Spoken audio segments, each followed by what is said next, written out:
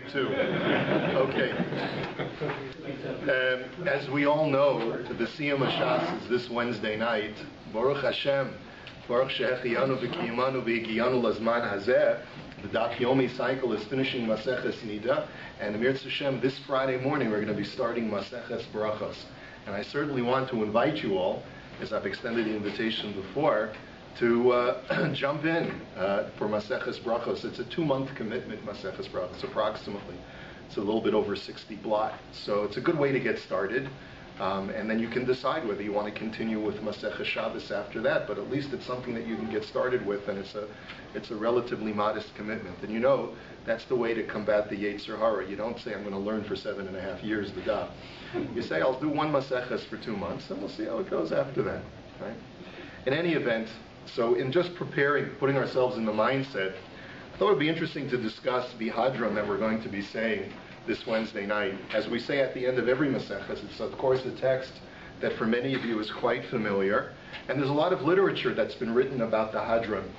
I just noticed that Daniel Sperber has an article in the first volume of Minhagei Yisrael about the word Hadron itself. Does it mean we will return to you, which is normally the way we translate it, or does it come from the word Hadar, which means glory or beauty? Is it Hadar Allah, right? Hadron Allah means that it presents glory to you. Glory to you, O Maseches so-and-so, because you have created such beauty for us. In any event, what I thought I would discuss tonight may seem a little bit frivolous to you, but there's nothing frivolous about anything that we do. And one of the paragraphs that we say in the Hadron, and when we make the Siyum, which is you can see in front of you, is you say, Yiratzon milafanecha. It's the second paragraph of that Hadron.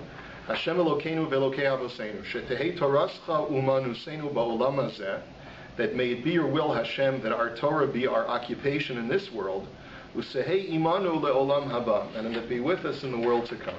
And then we say something very bizarre. Chanina bar Papa, Rami bar Papa, Nachman bar Papa, Achai bar Papa, Abamari bar Papa, Rafram bar Papa, Rachish bar Papa, Surchav bar Papa, Adamari bar Papa, some put Adamari, some, it depends, different Girsos, and Daru bar Papa.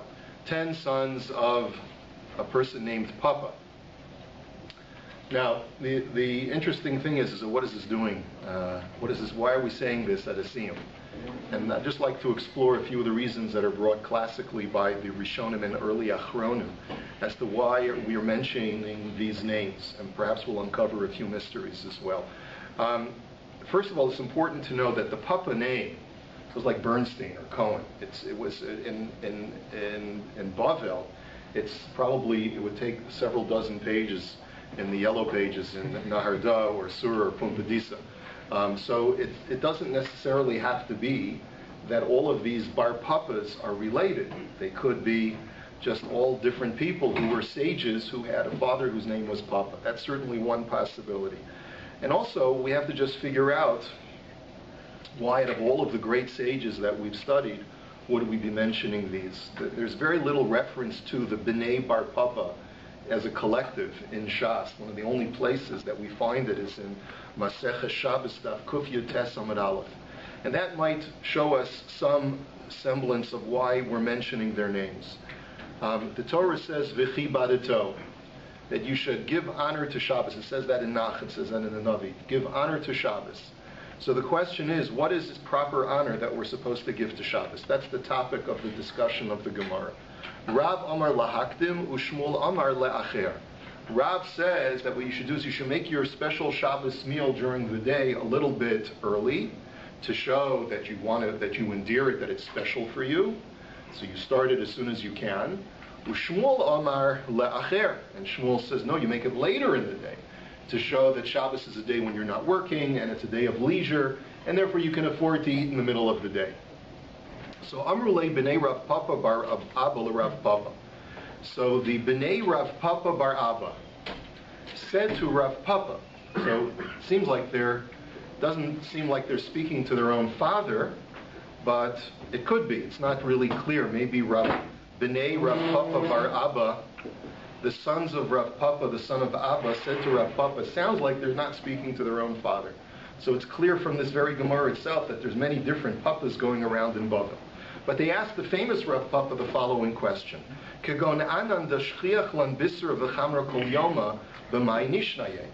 What about us? We have meat and wine every day.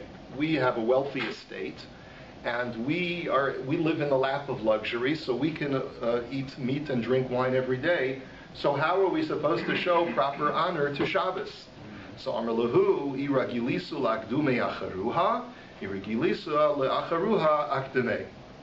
And he said very simply, Rav Papa, he says, the timing of your meal will signify that Shabbos is special. If you normally eat a very early meal, so make this your Shabbos meal later. If you normally eat a late meal, make your Shabbos meal earlier. So from this Gemara alone, we don't know too much about the Bnei Rav Papa as a collective, but we see from this Gemara at least that they were a wealthy family. So that could be in itself a reason why we would want to make mention of these great Talmudic sages who are quoted in the Gemara. Each one of these Bar Papas is quoted in the Gemara in some place or another. And we want to bring a siman tov upon ourselves when we consider making a siyum, that not only should the learning of this Maseches or this order of Shas bring us a bracha for the Talmud Torah, but we should also strive to be like the Bnei Rav Papa who were able to learn Torah amidst wealth. And halavai that there should be a kiyum of that among all of us, right? So that's a great thought to be able to bring with you when you're being Messiah a Maseches or a Seder. One of the earliest sources that I could find for the mentioning of the Bnei Rav Papa at a siyum is from the Sefer HaEshkol. That's Rabbi Avraham ben Yitzchak Minarbon, one of the great French rabbis of the Rishonim era, or an early Rishon from the 12th century. And he writes in Hilchos Sefer Torah as follows. And he's actually quoting an earlier source, which is from Rav Hai Gaon. So this custom goes all the way back to the times of the Gaonim, even earlier than the Rishon. And he says, Va'od nishal Rav Hai, and this is in source number 2, Be'esek asara b'nei Rav Papa, shemesavim talmidei chachamim shemosehen kad mesayim iprakim. He says, why is it, Rav Hai Gaon was asked, why is it that we make mention of the 10 sons of Rav Papa when we finish a Maseches? Imheim b'nei Rav Papa, v'im avihem echad o Rabbi. Are these people truly sons of Rav Papa? And is it all the same Rav Papa? Are they all brothers, these guys? Or are they not related at all, and it's just a coincidence that their names are Bar Papa? V'simanam, and also we need to understand a siman that has been provided, says Rav Hai, as to how to remember the 10 sons of Rav Papa, Sha'omer va'ata es brisis ishmor mai pirusha. There's a pasuk that is quoted as a siman to help us remember the 10 sons of Rav Papa, which is Ve'ata es brisi sishmor, that Hashem says to Avraham Avinu, you shall observe my covenant, the covenant of Bris Milah. What does that have to do with the sons of Rav Papa? Beheshiv, and so Rav Hai responded as follows. And by the way, we don't have that siman. We just have the 10 sons of Rav Papa in our prayer. But it could be that in the original prayer, they actually included the siman of the Atas Brisi Sishmor in the Hadron itself. Well, could it be because back then they didn't have printed Sidura? It could be that, clearly they didn't have anything in print, so they might have mentioned the siman as a mnemonic reminder of the sons of Rav Papa. So Veheshiv Lav Kulam B'nei Rav Papa Gaon Talmido Shel Rav Ahe. So Rav Hai responded, they're not all the sons of Rav Papa, who was a Talmud of Rava. Ki B'no Shel Rav Papa Abamar, or Abamari, Nikra Umafresh B'Ksubas. Because the son, that Rav Papa only was known to have one son, Abba Mari, or Abba Mar. And so we don't know that he had other sons. So therefore it doesn't stand to reason that all of these are the same Rav Papa's sons. V'nirin ki b'nei shnayim u'shlo shehein, and therefore it would seem that they come from 2 or 3 different families, all of these different sages that we mentioned. V'yesh mehen shekivro seyin al nahar pras l'mayla megishra de Bavel u'karoven hein l'rav. He says some of these people actually have their graves, apparently there's testimony that there's a cemetery that's by the Euphrates River above the Babylonian bridge, and that's where some of them are buried, and they're relatives of the great Rav. Ki yesh mehen sheshoma shmuos min Rav Chisda, that some of these rabbis were quoting, when they're quoted in the Gemara, they're quoting in the name of Rav Chisda. The Rav Papa gufa lo haya ba'ososman, and Rav Papa did not live at that time. So clearly these people that are, some of them are bar papas, are not related to the famous Rav Papa. V'simen v'atas brisi sishmor lo shamanu me'olam. And I have no idea, says Rav Haigon, what this siman of v'atas brisi sishmor. So I'm going to point you, I don't mean to be presumptuous and say that I understand the siman if Rav Haigon didn't understand it, because that would be the height of chutzpah. But what I will point out to you is that if you notice, the 10th of Rav Papa's sons that's mentioned in the Hadron is who? Who's the 10th out of the Daru Bar Papa. He's quoted once in all of Talmud Bavli, Daru Bar Papa, and you can find it in Maseches Avodah Zarah Daf Chav Zayin Amud Aleph. That's source number 2. And it says over there, Itmar minayin lamila bove kochavim shifsula. How do you know that a goy who acts as a moil is not a kosher? It's not a kosher bris. Answers the Gemara, Daru Bar Papa Mishmei Derav Omar Ve'ato Es Brisi Sishma.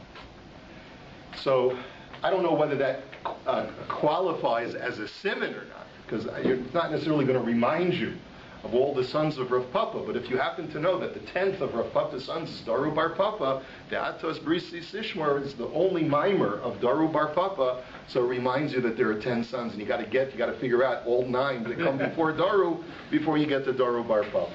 In any event, we continue in the Sefer HaEshkol. He says, Elavadai asorahem v'yesh lahem siman acher shesadr b'fi chachamim v'salmidehim gedolim etzirehim.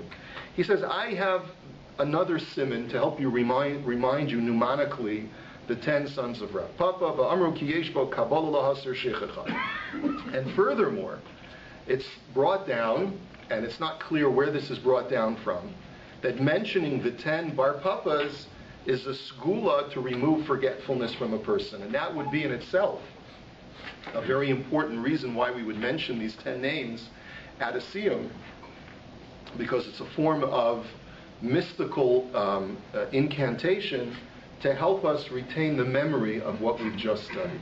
That would be the purpose. So, leficha kol zman she'adam goris perek v'chozer lav k'minag deregilan rabbanu l'meimar nahader mar Allah hadron Allah omer achar zeh hasiman. And therefore, anytime a person finishes a perek, and apparently that was the minhag, not just to say this, the 10 sons of Bar Papa after just the Maseches, but they would say it even after a perek, when we would just say Hadron Allah perek so-and-so, they would mention it and they would say the following formula, which in this formula, this mnemonic formula, contains a reminder of the 10 sons of Rav Papa.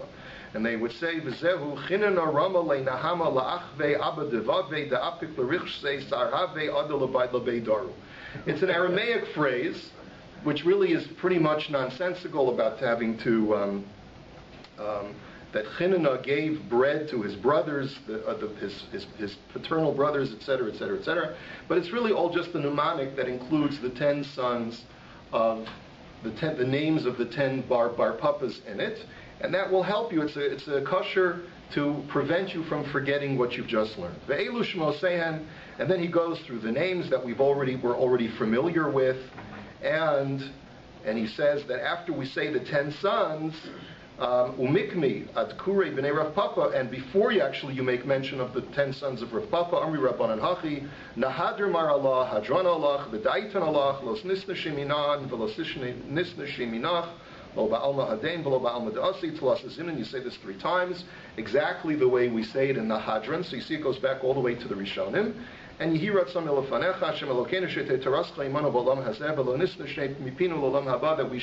it should be with us in this world and should not be forgotten from us in the world to come. Okay, so that's that's as far as I know the earliest source for the Hadron that we have before us. Let's go on to another source. Now we jump ahead about 300 years to the Shalos Tshuvas Marim Mintz, who is from, this is now a late Rishon from the 15th century. And he has a lot of interesting things to say. We're not going to have a chance to go through the entire shtickle that he talks about, but I thought it was interesting also to note that he writes the reason why it's important for people who are not the Messiahim, that themselves did not partake in the learning, why it's important for them to be part of a siyum. And this is an important thing for us to know, that not just people who've been learning Daf Yomi should be going to the siyum HaShas. I don't think, maybe I'm mistaken, but I don't think that the 100,000 people that are going to go to the MetLife Center in New York all did the 7.5-year cycle of Daf Yomi. If they did, wow, then HaKadosh Baruch Hu should look down and Hashem should look down and see it anyway, no matter what. But the fact of the matter is that if we're doing something monumental to commemorate the completion of a huge amount of Torah study, then all people, even those who did not participate, should become a part of that celebration. And the Mara Mintz points out that it's important to encourage mass participation at a siyum to the greatest extent as possible. And therefore he starts off by saying, Rava Rosh Yeshiva Shehu Lomed Masechlim Chavera V'Talmidav, that if you have a rabbi or a Rosh Yeshiva who is studying a Maseches with his colleagues or his students, if when they come to the end of a Maseches, and this is the makor for the minhag that we have today, that we don't finish the Maseches daf punk then, but we leave over a few lines to be able to finish it at a propitious time, which is opportune for a great chevra to get together. Yom Adaroi L'Takein Sudanoi L'Chvod HaTorah V'Salmidei, and save it for a day when we can prepare a very nice meal out of honor for the Torah and its studiers. And then it's proper to gather together the entire congregation so that everyone can participate in the siyum when the Rav is going to make the siyum. That anyone who can come should come.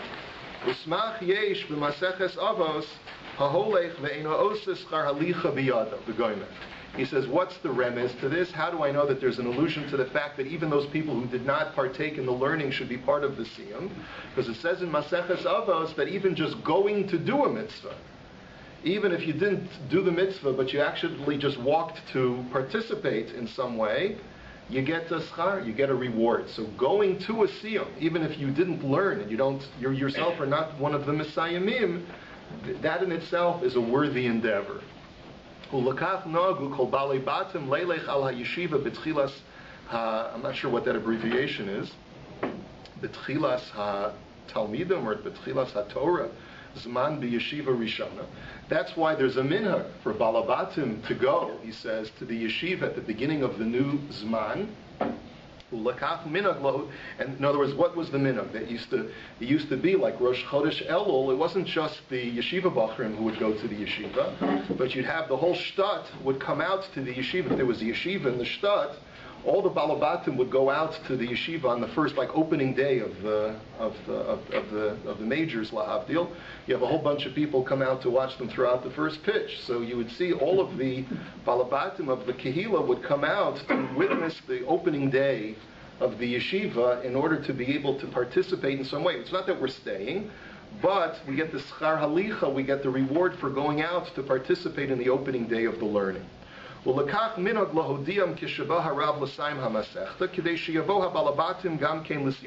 should publicize when the Rav is making the siyum so that people should attend.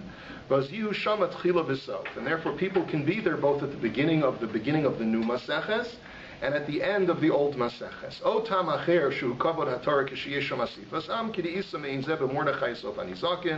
That he says, of course, the famous teretz of Berov Am Hadras Melech, that it's proper to have a large populace anytime you're engaging in a monumental mitzvah, and if you're doing something for kavod haTorah, it's a greater kavod for the Torah, Berov Am, to have a larger assemblage available. I want to skip down to where he quotes the 10 sons of Rav Papa, and he makes mention of the 10 sons of Rav Papa. I don't know if you can see it. I should have probably underlined it, where he quotes it, and then he says, Chanina bar Papa, Rami bar Papa, Nachman bar Papa, Achi bar Papa, Rafram bar Papa, Surchava bar Papa, Rachish bar Papa, Dora bar Papa, Abba bar Papa, Ada bar Papa, and then he writes those 3 important words, Zechusan Yamod Lanu.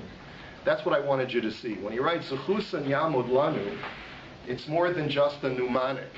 That basically there's a statement here that there's some special schus that these 10 bar papas have, and the reason why we mention them is we want their schus to help us, to be there for us, to act as some kind of melitz yosher, to act as some kind of protection. So let's see if we're going anywhere with this. he says, and by the way, he finishes off the tshuva. He says, "V'chein ra'isi halacha l'maisa me'rabanan kshishi, shehabachrim avelim ochelim besudas siyum hamasechta," that even an avil is allowed to attend a siyum. V'chein yizakenu ha'akel le'achol mesudas l'vyason u'lenos mzivshchinim tzadika olam be'olam haba. And may Hashem give us, in the zechus of our partaking of a siyum, of a suda of a siyum, may Hashem give us the zechus to participate in the ultimate su'uda, the Sudas Shel Livyasan, with all of its tzaddikim of old who have already passed from this world in Olam Haba.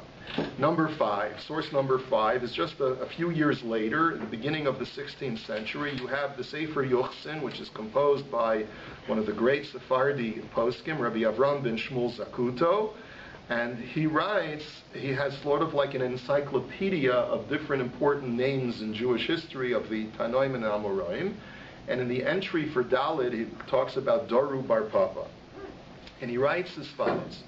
The Perek Ein Ma'amidin, he says you can find a mention of Doru Bar Papa. And then he writes, Vehem Yud Aleph B'nei Rav Papa Saba, Shahaya Bizman Rav, Umehem B'nei Rav Papa, Shahaya Mizman Abaya V'Rava.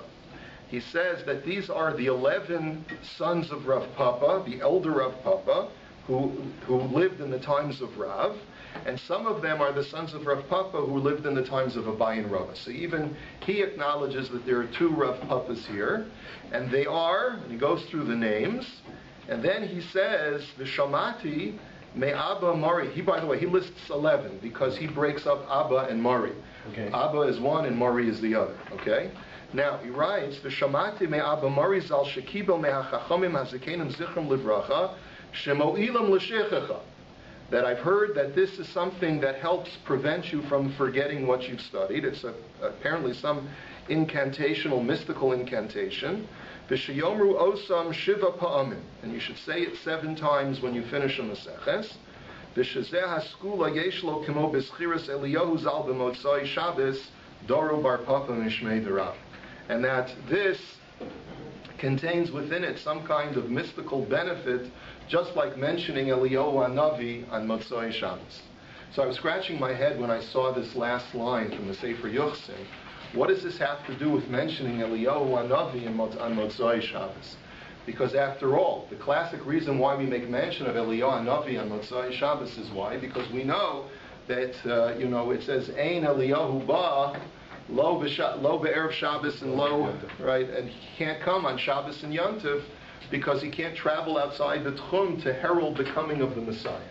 So he's not going to be traveling around the world on Shabbos. So we make mention of him on Motzai Shabbos in the hopes that now that Shabbos is over, the one saving grace that Shabbos is now over is that hopefully now Eliyahu Hanavi will come and will be the harbinger of the coming of the Mashiach, right?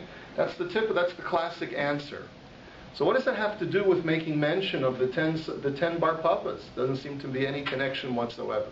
So then I saw something quite interesting. It's brought down in the Maharil, the very early German posek, and he writes, Maharash Omar Mashenogin Lomar Psuke de Eliyahu Zmiros HaMiyusadim Al Shemo B'Motzai Shabbos. What's the reason for the minhag of saying Zmiros HaMotzai Shabbos in memory of Eliyahu Hanavi?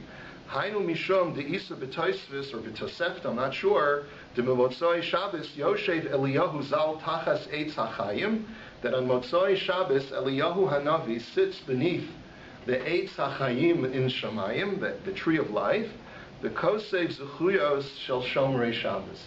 And he writes the merits of all those who observe Shabbos. And so we sing Eliyahu Hanavi's praises, that because he's singing our praises in Shamayim. Any one of us who was Shomer Shabbos over the Shabbos, Eliyahu Hanavi is writing down our name. This guy was Shomer Shabbos for the whole Shabbos, he observed Shabbos. And our name is written permanently by Eliyahu Hanavi in Shamayim. So that's why we sing Eliyahu Hanavi's praises on Motzai Shabbos. So if that's the case, maybe perhaps there's a connection now between Eliyahu Hanavi's songs on Motzai Shabbos and the mentioning of the Bar Papas that we say at the end of the Maseches. If at the end of Shabbos Eliyahu is singing our praises, then perhaps at the end of a Maseches, the 10 Bar Papas are singing our praises that we've studied Torah.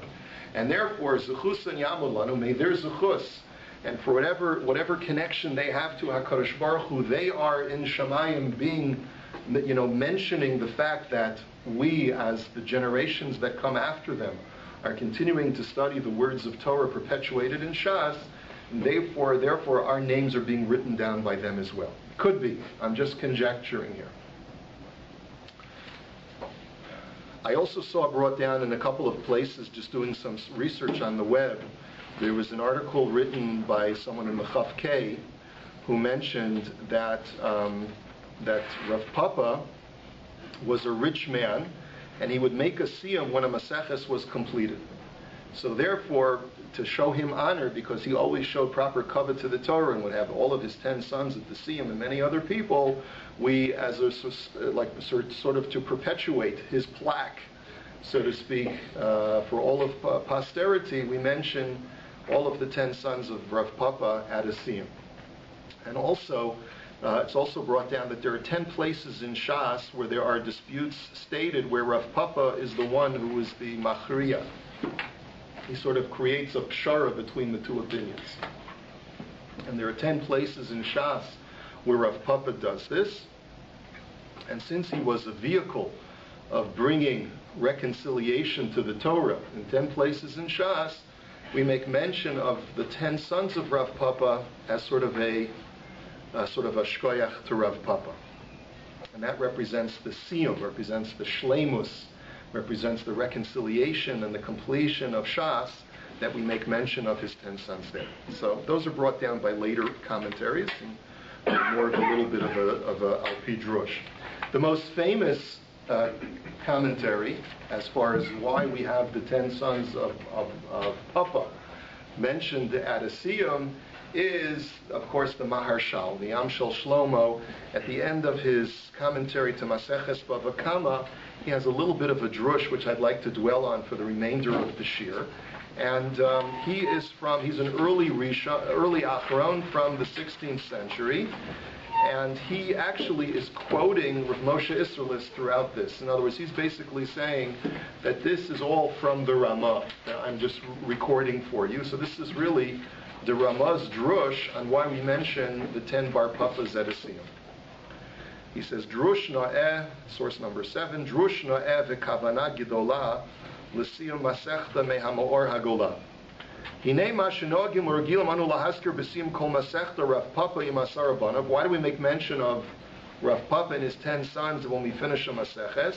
Shahayu me'irim u'gedolim b'Torah. They were great illuminators and expositors of the Torah. Ayidei shahayu oselhem seuda b'siyum ha'masechta ki asher haya. And Rav Papa would make a great seuda at the end of the maseches because he was quite wealthy, as I just mentioned to you. And he would support other people who would study Torah. Therefore, Rav Papa is mentioned over here together with his 10 sons as a zechus for him.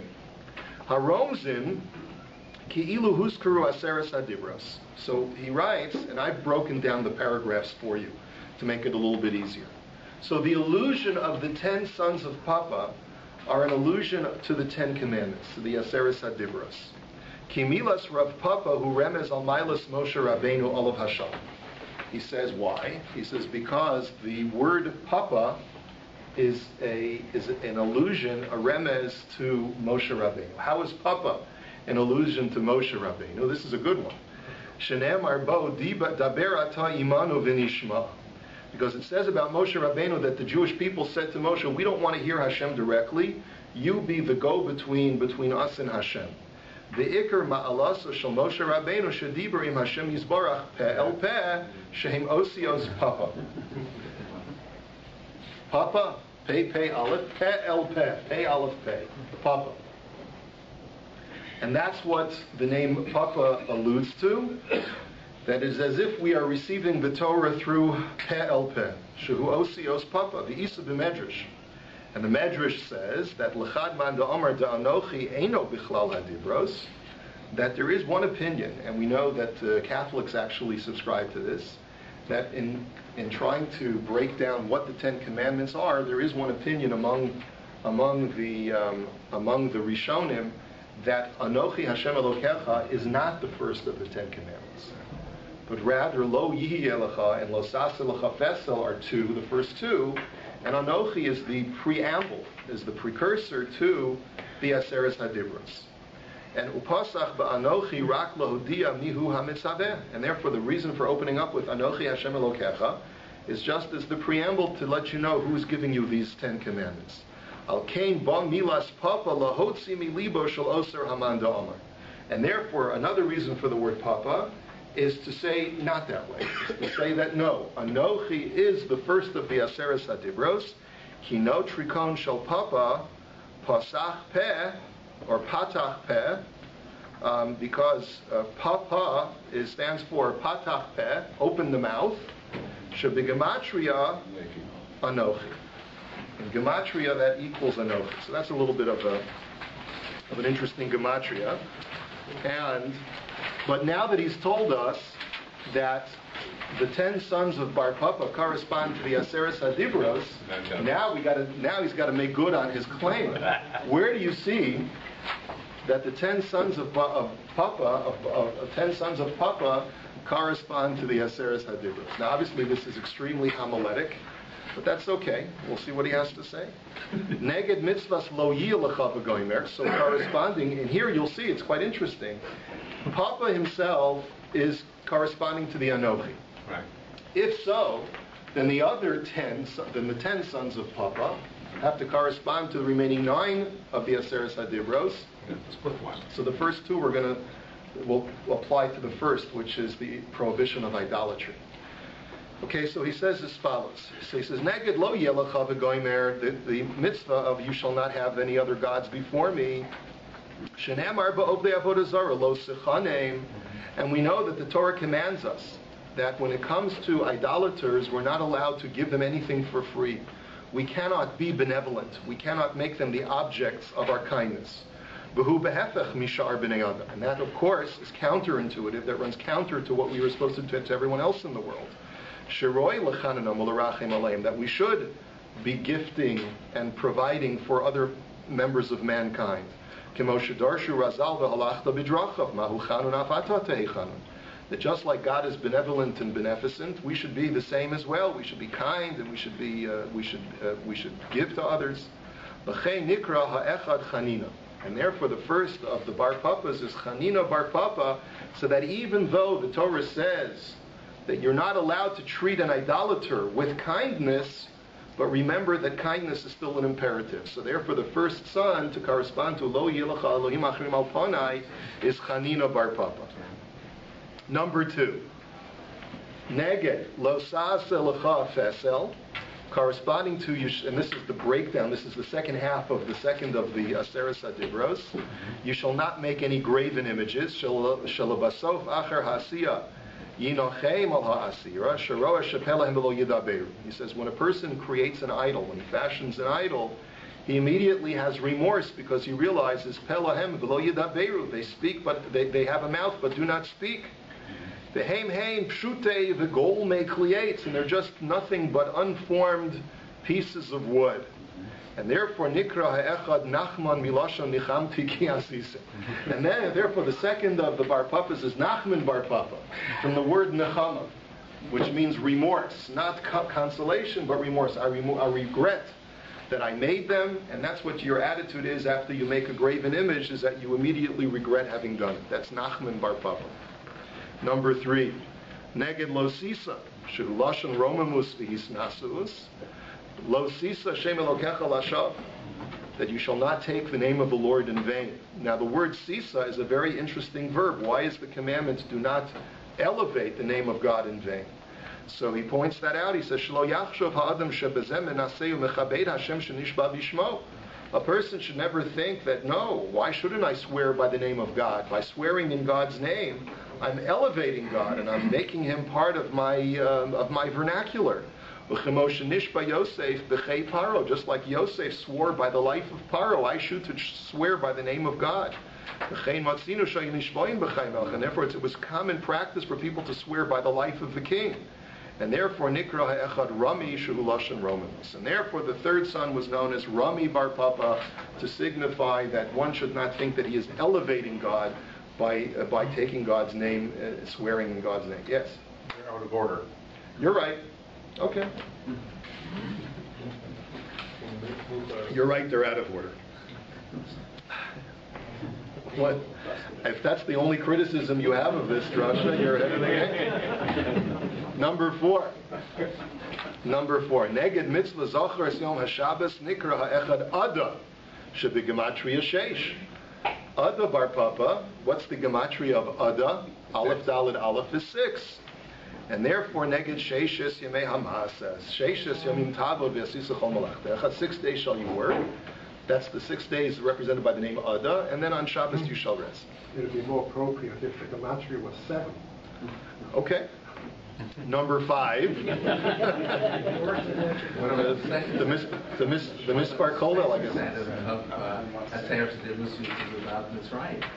Okay. 5. Neged kabed nikra echad abamori. Then corresponding to kabedas avicha ve'esimecha, one of the sons of Rav Papa is Abamori bar Papa. What is that? Should be so. That's very direct, right? Abamori shu kakavot shaben kari la'aviv Abamori. You call your father my father, my master. Number 6. Neged lo tirtzach nikra echad achai. The prohibition of murder. So that corresponds to Achoi bar Papa, Lashon Achva.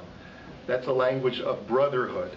Ki kishiyachshov kol echad lachaveru ka'ach lo yinaschen. Like when you consider someone your brother, you won't try to defeat him or try to kill him. Love your fellow as yourself. And even though the first murder was brother against brother, Achi bar Papa will remind you that you should not commit the same act as Cain committed against Havel, and you should not commit an act of Resicha. Number 7.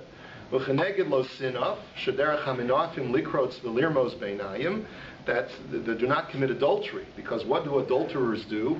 The guy and the woman, they see each other, they wink at each other in the street because no one can know about their sordid affair. Kamoshen Amar koretz be'enav nikra echad rafram milashon rafraf be'enav. The word rafraf means to blink or to make a signal with your eyes. And number 8, v'neged lo signov nikra ha'echad rachish milashon rechosh ki hagonev afilu nefashas gonev kedei lamochro. The word rochesh is to take as a possession for yourself, because that corresponds to thou shalt not steal. Don't take someone, whether it's their immovable object or rather inanimate object, or even kidnapping someone, which is what lo tignov is, to take it as a possession of yours in order to be able to barter it or sell it afterwards. That's Rachish bar Papa. Number 9, Neged Losana Nikra Haisurchav Milashon Serach Bas Asher.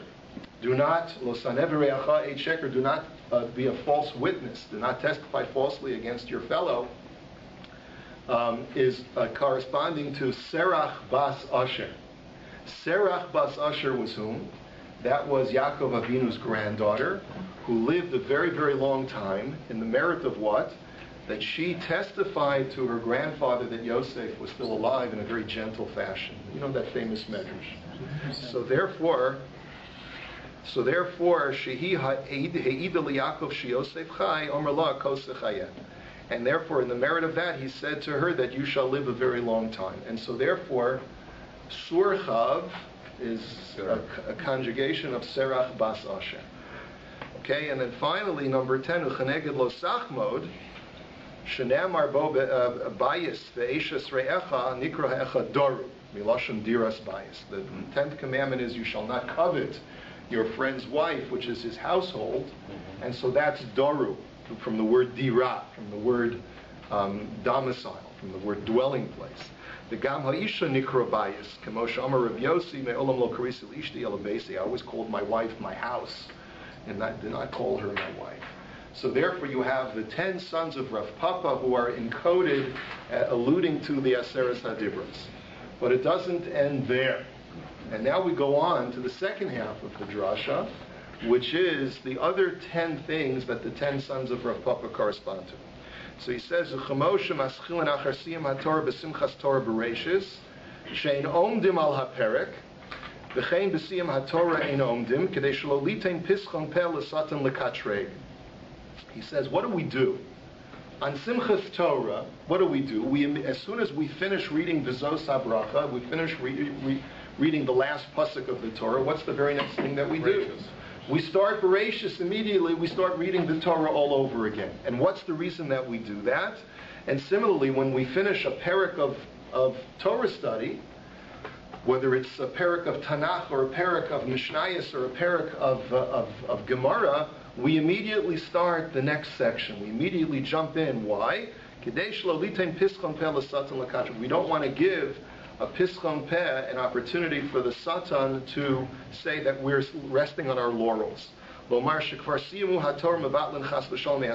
to give the opportunity for the Satan to say, oh, look, they finished the Torah, they're never going back to study. It's like the famous joke about the rabbi who was caught studying in his study, and they fired him because they said we wanted a rabbi who knew everything already, right? So therefore, lachein maschilin miyad. So therefore, we immediately have to start the new learning immediately after we finish what we've just finished. And that's why we immediately start Bereshis once we finish the entire Torah. Yirmos b'nei Rav Papa ba'asar shemos elo neged ha'asar ma'amara shev'hanivra ha'olam b'shvil ha'torah ha'nikres Reshis.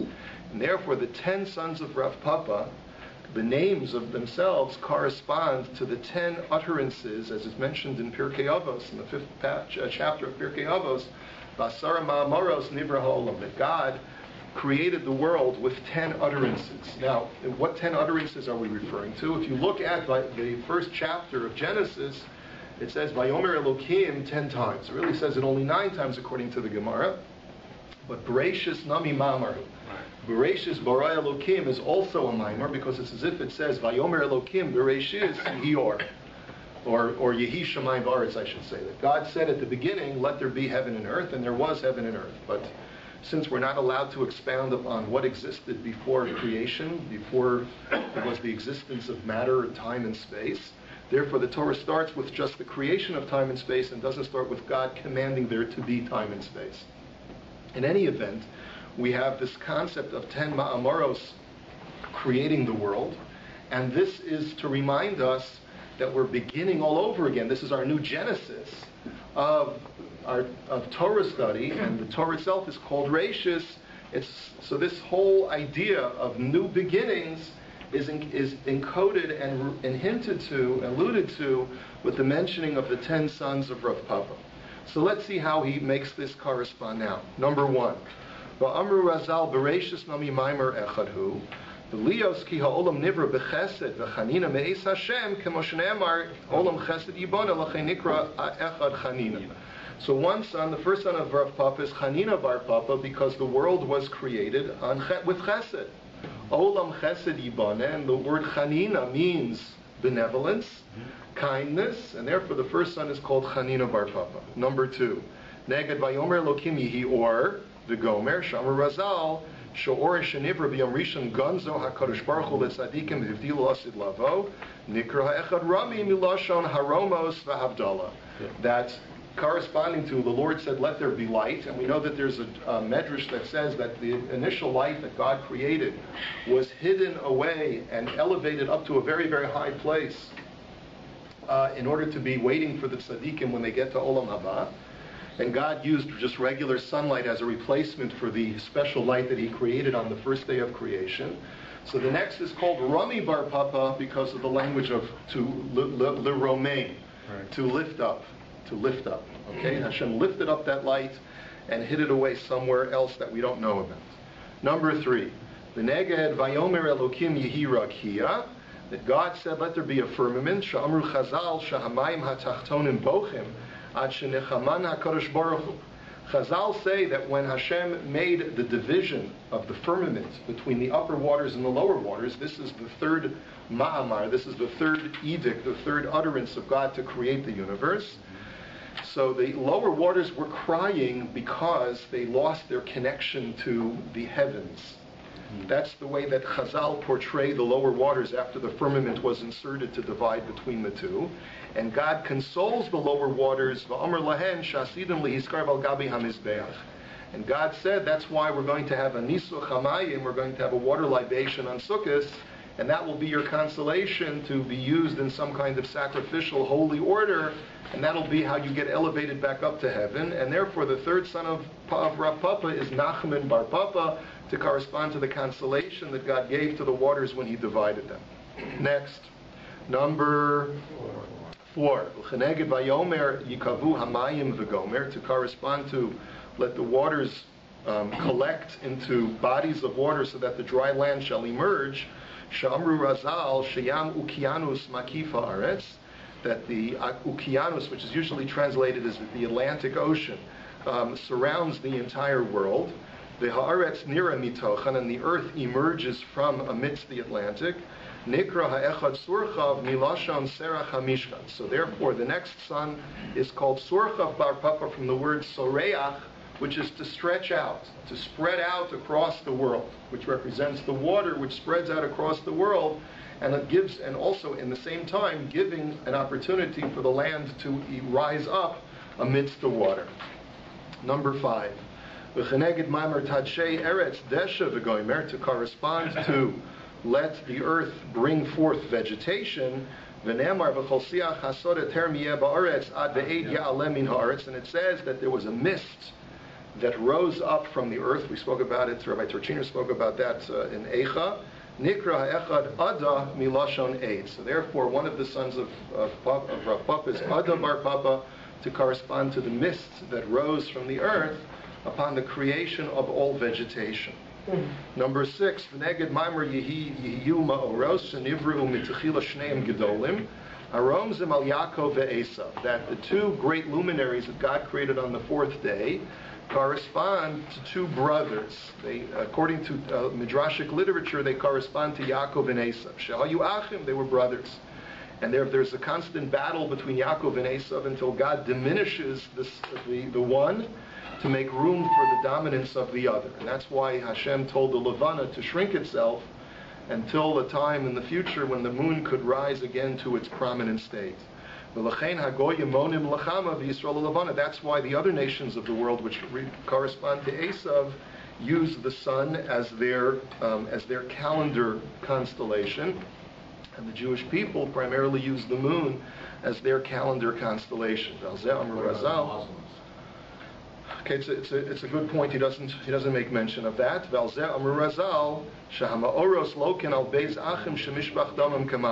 Chazal say that the constellations, that the luminaries in the sky, were smitten because of the two brothers whose blood was spilled like water.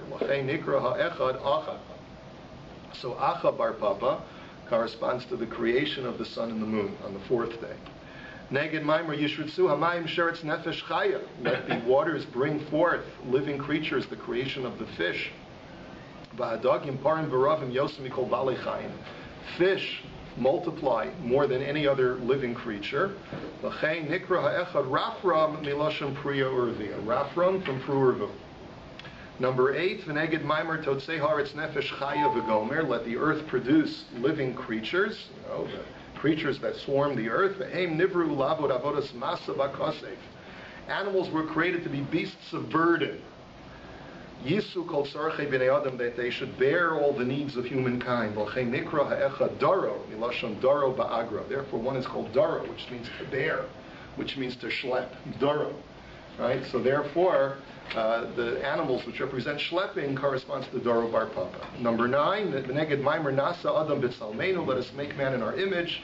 Shenivra Ha'adam Yachid V'hu Ha'ya'av L'chol Ha'boim Acharav. Man was created alone. He is the progenitor and father of all humankind. Nikra Ha'echad Abba Mari. Therefore, the ultimate father is Adam, and therefore that's called Abba Mari. And finally, number 10, V'neged Maimer Hinei Nosati Lachem Es Kol Esav Zoreya Zera, that God says, behold, to mankind I have given you all vegetation to consume. V'zehu Iker Mamona Murachusham Shal Adam. Obviously, he has a unique way of enumerating the 10 Ma'amaros. This is not the way other Meforshim enumerate the Asar Ma'amaros, but he has the liberty to do this. He says that vegetation is what man lives off of. By the sweat of his brow, he sows wheat and has bread. And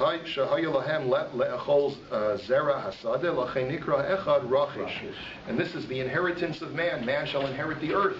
And therefore, Rachish Bar Papa is the 10th son. Ad kan lashon divrei Hagon Hagadol, Moreno Harav Moshe Isserliz, Zecher Tzaddik Livracha. So there you have it. You have a number of different reasons why we mention the 10 sons of Rav Papa. Just to review, and then we'll conclude, is that some say that it's a mnemonic device to help us, not really a mnemonic, but it's sort of like an incantational device to make sure that we don't forget what we've learned, because there's some mystical incantation that the Talmud is replete with mystical incantations, and by mentioning these 10 Bar Papas, it'll help us retain what we've learned. Others learn that there's some zchus that these 10 Bar Papas have, that their zchus stands for us if we make mention of great tzaddikim. Their zchus will stand for us, and perhaps they'll even daven for us under the Eitz HaChaim. And then finally, what we also saw is that in the Yam Shel Shlomo, in the Maharshal, we see that the 10 sons of these 10 Bar Papas are not necessarily real people. They may be just devices to help us remember either the Aseres HaDibros, which is sort of what the word Papa represents, Peh El Peh, that it represents, the name Papa represents that we received all of Torah, not just Torah Shebichtav, but Torah Sheba'al Peh. We received it through a direct communication with HaKadosh Baruch Hu via Moshe Rabbeinu. And in order to signify the 10 Commandments, we mentioned the 10 sons of Bar Papa, who represent the Aseres HaDibros, or because we want to always start a new Genesis. Every time we make a siyum to start anew, these 10 sons represent the Asara Ma'amaros, the 10 utterances that Hashem used to create the world. Any questions or comments? One quick question. Yes. When he said that there was a minute to do it every parak, is that the whole Hadran or just the Rav? It's not clear. It's not clear. It's very, when you're dealing with the Rishonim, it's very hard to tell. It sounds like they didn't even mention the 10 sons. They just, from the Sefer Ha'agar, it's mashma that they just mentioned that mnemonic device, mnemonic Aramaic sentence, that sort of nonsensical sentence to help just allude to the 10 sons of Papa. Yes? Got one question, but I'll ask it in 2 ways. Why are they listed there in the Hadron, and also there's no, just sort of bumped in without a sentence or words leading up to it or after. It sort of is like, it's just there. Yeah. We don't even make mention as to what they're doing there. This would lend support to the Sefer Ha'agar, who says that it's an incantation. You have to remember that Chazal very regularly say that if a person wants to be protected from certain negative forces, he should say the following words. And sometimes the words that Chazal say don't make any sense to us. They're just incantational. And that's what an incantation is. The words in a kameya, the words in an amulet don't make any sense to us, but they have some kind of mystical connection to the spiritual realm, which brings us some benefit. And therefore just saying the names in themselves has this incantational benefit. Yes. I'm not sure how to put this. I think he's tremendously creative, all right? And I know it's not halacha, but something disturbs me when, like, he says that Jews are a lunar religion, the rest of the world is a solar religion, but the reality is that Judaism is both solar and lunar. Yeah, we have a luni-solar calendar. No, that's what it's called, Lunissolar, a luni-solar calendar. So, You're right. How does he, you make a categorical statement? Because it's a contradistinction to the Gentile calendar, which is exclusively solar. So in order, except for Islam, which is a relatively late invention, Islam did not exist in the times of Chazal. But it existed in the times of the Ramah. Yeah, but not but the Ramah is just hearkening back to Talmudic literature. The prototypical conflict of the two brothers is Yaakov and Esav. That's Rome and Israel, and that's the way it's portrayed in Chazal. Islam is Yishmael, and that's a later invention. You won't find that so much in Chazal, because Yishmael was only beginning to start playing a role just in the 7th century. Yeah. Okay. Thank you very much. Hopefully we'll all see you at the Siyum.